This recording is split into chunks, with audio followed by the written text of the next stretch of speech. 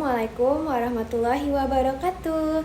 Hi guys, my name is Kaila Namira Chayaptria. My student number ID is 119.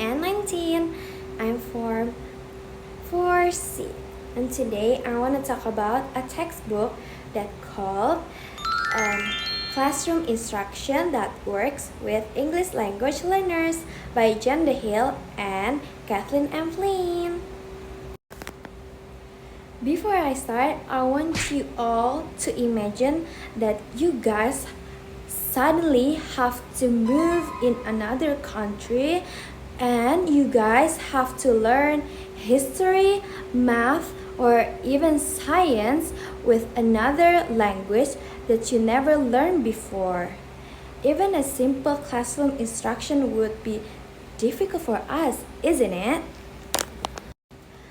Many students experience this situation every day, especially English language learners or ELL students. Because of that, teachers need effective teaching strategies to help these students learn comfortably and successfully.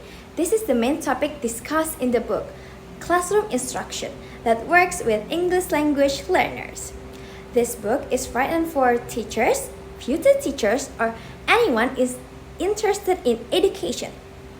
The purpose of the book is to explain different teaching strategies that can help students improve their English. While also understanding academic subjects, the book focuses on helping teachers create classrooms that are more supportive, inclusive, and effective for students who are still learning English. One thing I found very interesting about this book is that it does not only explain theories. The author also provides many classroom examples that show how the strategies can actually be used in real situations. This makes the book easier to understand and more practical for readers. For example, the book explains the teacher should ask questions based on the student language levels. Beginner students may answer simple questions like, "Where is the book?" or "Who is the main character?" Meanwhile, students with better English skills can answer deeper questions such as, "Why do you think the character made that decisions?" or "What happened if the ending changed?" Very important because every student learns differently and teachers should not expect all students to respond in the same way. Another story discussed in the book is scaffolding.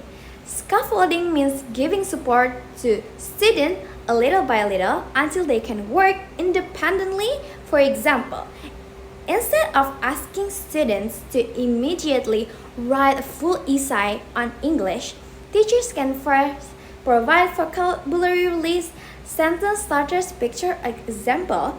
After students become more confident, the teacher can slowly reduce the support. In my opinion, this is a very helpful method because students usually learn better when they feel supported instead of pressure. The book also explains the stage of second language acquisition. Students learning English usually pass through several stages before becoming fluent. At first, some students may stay silent because they are still trying to understand the language. Then they begin using short phrases, simple sentences, and eventually more complex language. I think this information is very useful because some teachers may mistakenly think quiet students are lazy or uninterested when actually they are still processing the language in their mind.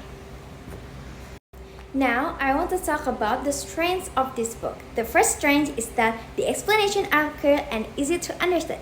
Even though this is an educational book, the language is not too complicated so readers can follow the ideas easily. The second strength is that many real classroom examples included in the book. These examples help readers imagine real teaching situations and understand how to apply the strategies in class. Without examples, educational theories can sometimes feel confusing or unrealistic.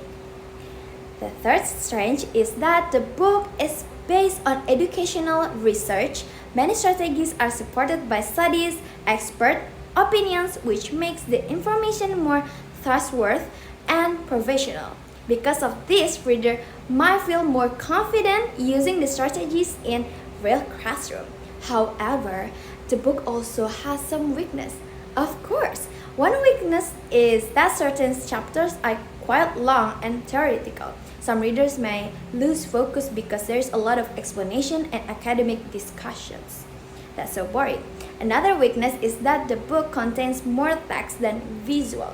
There are not many colorful images or diagrams, so readers who prefer visual learning may find the book less interesting. Like me, the final weakness is that many examples are based on the American education system. Because of this, teachers from other countries may need to adapt some strategies to fit their own classroom and cultures, because everyone has their own cultures.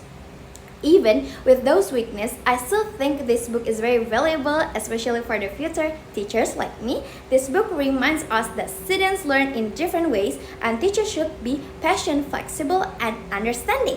Teaching is not only about giving information, but also helping the student comfortable and confident while learning. Personally, I think this book is very useful for education students like me in this education department.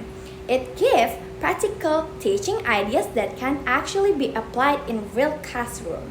The strategies are not only useful for English teachers, but also for teachers of subjects like science, math, or social studies. If you want to become a teacher who can better understand students, support different learning needs, and create a positive classroom environment, I think this book is definitely worth reading. Thank you for listening, and I hope this presentation helped you understand the importance of effective teaching strategies for English language learners. Assalamualaikum warahmatullahi wabarakatuh. Thank you guys. Bye. See you next time.